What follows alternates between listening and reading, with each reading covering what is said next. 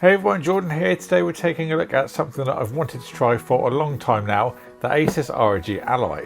Now you're probably thinking this has been out for a while now, plus we've also got the Ally X2, but like I talk about with motherboards, when we get a new generation, the older version generally comes down in price quite considerably. This is an aspect that I'm going to cover more in my full review, which will be publishing in a couple of weeks' time. So this one was kindly sent out by Scan Computers UK. They're one of the leading UK retailers, offering a massive range of computer components, pro audio and video equipment, live stream gear and much more. I'll link them down below if you want to check them out. So let's get inside the box. Just an FYI, this was a rotation sample, so if you order one from Scan you'll get all the nice sealed units with all your pills and bits and bobs, but just a little warning because you might think a little bit is different in my one. If you turn the lid upside down you actually get a little stand that's inside the lid. We'll talk more about that I expect in the review, but it's just a little kind of cardboard stand, nothing really substantial. Then a little guide about all the information to plug in and charge it. And of course the console itself, we'll put that to the side for the minute. Now another thing worth mentioning, if you do buy from Scan Computers you get a 3 months Game Pass as well, so that's a little free bonus. So inside the box at the bottom we've got our adapters. This is one half, then that other side is going to have the other end. Of course the plug will vary depending on where you're from. Obviously I've got a UK one. Let's actually put this together because I was wondering how long this was going to be. It looks to be about 1.8 meters, not quite 2. Certainly long enough though. I was worried that they were going to put the adapter halfway long, but it is certainly long enough to have it maybe charging in a bedside table or something like that and playing on the bed, so that's a good thing to see. So now let's have a look at the console itself. Let's give you some specs. So on the heart of the system we have got a Ryzen Z1 Extreme processor which has a Zen 4 architecture with 8 cores and 16 threads. And then we also have AMD powering the graphics based on an RDNA 3 architecture that's got 12 compute units running up to 2.7 GHz, delivering 8.6 teraflops of graphical performance. Other things at the base of the unit, we've got a 40 watt hour battery and also Wi-Fi 6E and Bluetooth 5.2. We've got a 512 gigabytes NVMe, that's a 30mm length drive. We'll be doing a full upgrade guide on that as well to upgrade it to a 1 or 2 terabyte. Stay tuned and get subscribed to the bell for that. There's also a micro SD slot on the top if you want something that's removable. Let's get this powered on while we talk about some other things. So we've got the 7-inch touchscreen up to 1080p and then 16.9 aspect ratio. That can also do 120 Hz and 500 nits, so slightly brighter than the Steam Deck. And if you're really into your colour, this has got 100% of the sRGB coverage. There's also Gorilla Glass on that screen as well. You've also got some other features like FreeSync Premium, which helps reduce the screen tearing. So getting this set up, we have got Windows 11 built into this, which is a really handy thing because then you can of course just use Steam, Xbox Game Pass, for example, those kind of apps. Just download them straight onto that and use them. So on the top of the console, we've got a 3.5mm headphone jack, the SD card that I mentioned.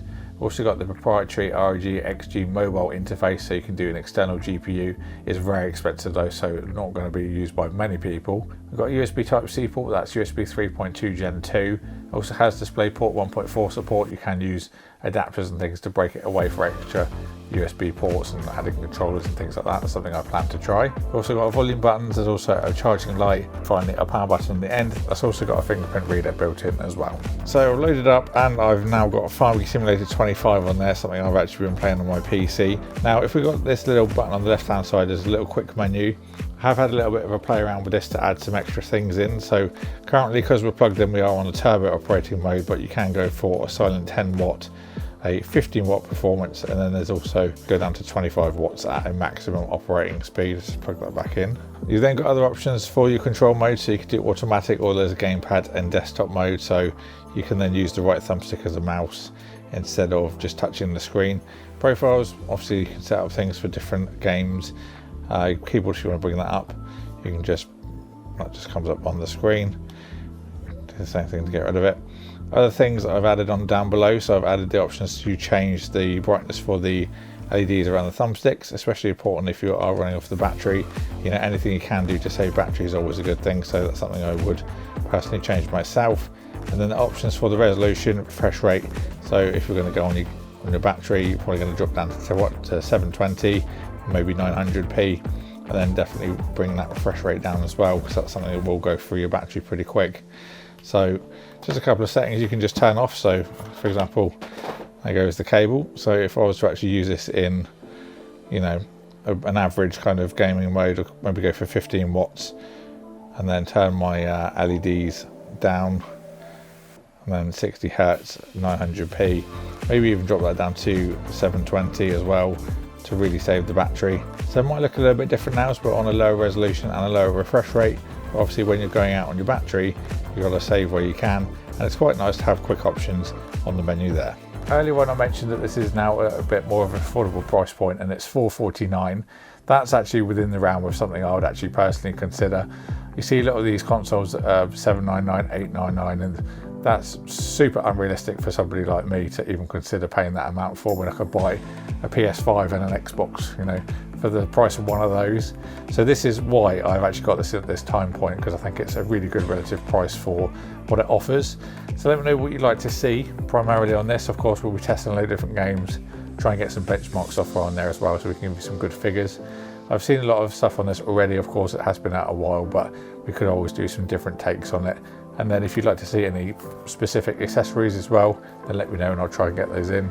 Like I said, I have got my NVMe upgrade guide and also a capture card on the way, which I plan to use. It's quite a really good scenario, or something where you use that as well, so they're really paired well together. So that will be coming up very soon. But yeah, let me know what you'd like to see. I'll try and do my review in about 3 or 4 weeks time, but it is obviously a very technical thing, so it might take a little bit of time. And stay tuned for that. Thank you all for watching this unboxing, and it's very short, but obviously the main meat of the video is going to be the review. So stay tuned. Thank you all for watching. Thanks for scouting this out for me to look at, and I'll see you all in the next one.